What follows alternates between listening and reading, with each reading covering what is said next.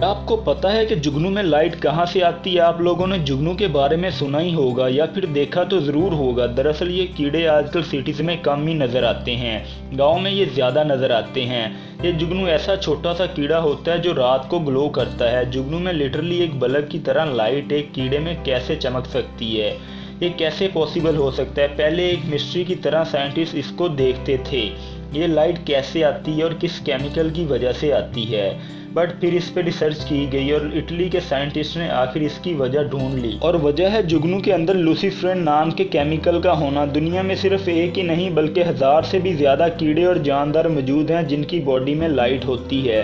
मसलन कुछ बैक्टीरिया, मछलियाँ और कुछ केकड़े इनमें शामिल है। हालांकि जुगनू में लगातार लाइट नहीं जलती, बट कुछ सेकंड के लिए लाइट जलती है और फिर बंद हो जाती है। ऐसा लगता है कि उसके सांस के रिलेटेड है ये, एंड एक्चुअल में ये है भी।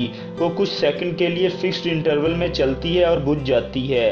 और ये चमकती इसलिए क्योंकि एक्चुअली में एक पर्पस होता है, वो है कम्युनिकेशन, मतलब आपस में बात करने के लिए। जैसे इंसान साइन लैंग्वेज में बात करते हैं, वैसे ही इन जुगनू की बातचीत होती है रात के टाइम जब इनकी लाइट चलती है। तो तब वो साइंटिफिकली आपस में कम्युनिकेट कर रहे होते हैं। ये एक सोशल कम्युनिकेशन होती है जुगनू की। मैं आपको बता दूं कि जुगनू के चमकने को साइंस लैंग्वेज में बायोल्यूमिनेसेंस कहते हैं, और ये दो केमिकल की वजह से होता है, लूसीफेरन और लूसीफरेज।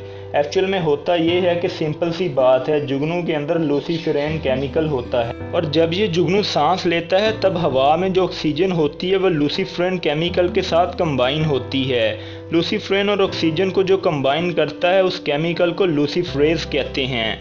लूसीफरेज एक एंजाइम है, वो प्रेजेंट होता है इस प्रोसेस में, और अगर लूसीफरेज ना हो तो लूसीफेरन और ऑक्सीजन कंबाइन नहीं हो सकेंगे।